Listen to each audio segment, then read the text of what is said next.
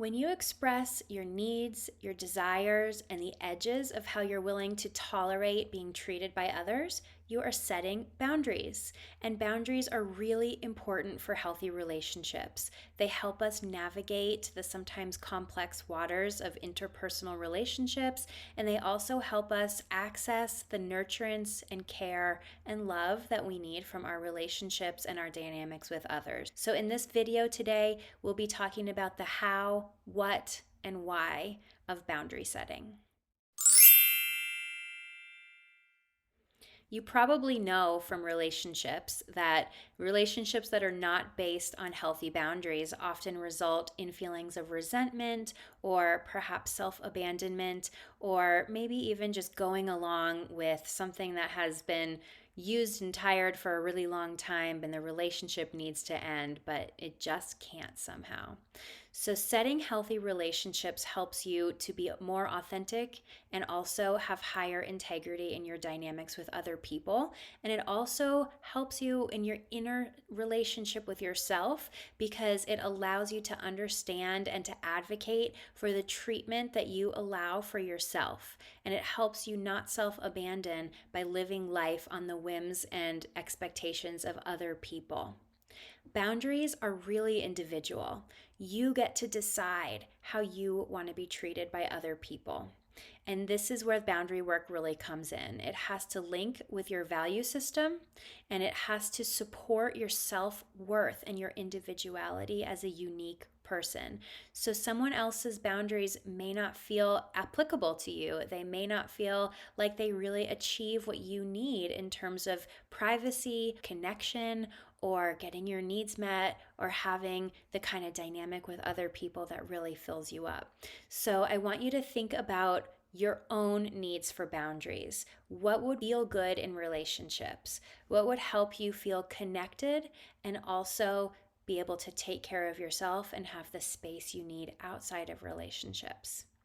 When setting boundaries, it's really important that you express to the person with kindness, respect, and honesty what feels good for you in relationship and the kind of behaviors and expectations that you will tolerate in your dynamic. There's no need to be mean, disrespectful, or cruel when you're setting your boundaries. You can kindly express what you need. You can ask for these things with clarity and with honesty. And you also need to be honest with yourself when you're setting boundaries. Because if you're incongruent with what you're asking from others and what feels good inside of yourself, then that's going to create discord and resentment. And resentment is one of the main outcomes of lacking boundaries in relationships. We cannot expect other people to read our minds for how we want to be treated. And if they don't know where our edges are, then that's our mistake. Now, setting boundaries doesn't always guarantee that the other person is going to feel good about them. That's a whole different story. But if you set your boundaries with kindness, respect, and honesty, you know that you have done your part in communicating where your edges are and helping to foster healthy limits in the relationship. If the other person does not tolerate your boundaries, if they steamroll them, if they abuse them, or if they just don't respect what you're asking for, there are a few ways you can deal with that. You can verbally tell them that you feel that your boundaries have been violated. You can do something with your actions, like removing yourself from a situation or not putting yourself in a situation where you're repeatedly having your boundaries violated. And you can also ask for something. This might be asking for an increase of sensitivity or attunement from that other person, or maybe even asking them if they're willing to meet the boundaries that you're setting and respect them. You are effectively moving into relationships with a better sense of connection and congruence with the attunement with the people that you're in relationship with. Attunement means that you're not only thinking of your own needs and your own boundaries and requests, but also theirs as well, and you're sensing into how the experience feels for both of you. Sometimes a boundary that feels good and healthy and helpful for you might feel really isolating or detrimental for another person. So it's really important that you be able to meet other people with curiosity and kindness and respect for their boundaries as well.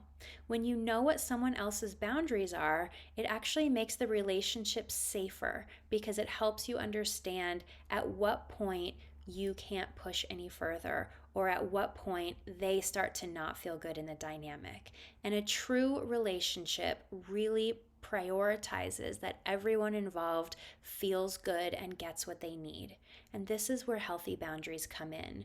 Sometimes they can feel like limits, other times they can feel like guidelines, and there's a huge continuum of boundaries. So it's just important first to understand what your boundaries are, to honor them for yourself, and then to express them to other people so they can learn to honor them too.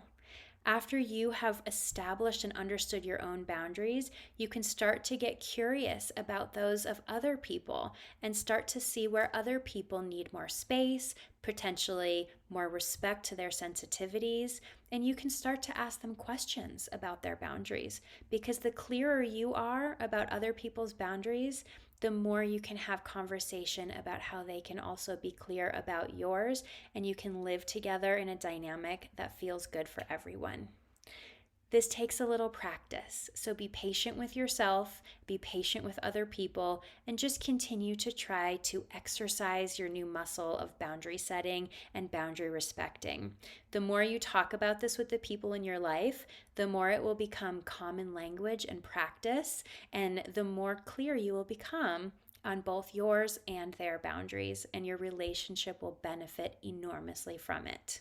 So keep practicing. Let me know in the comments how you like this and how you feel about it. Happy to record another video if you feel you need a follow-up, and I look forward to hearing from you.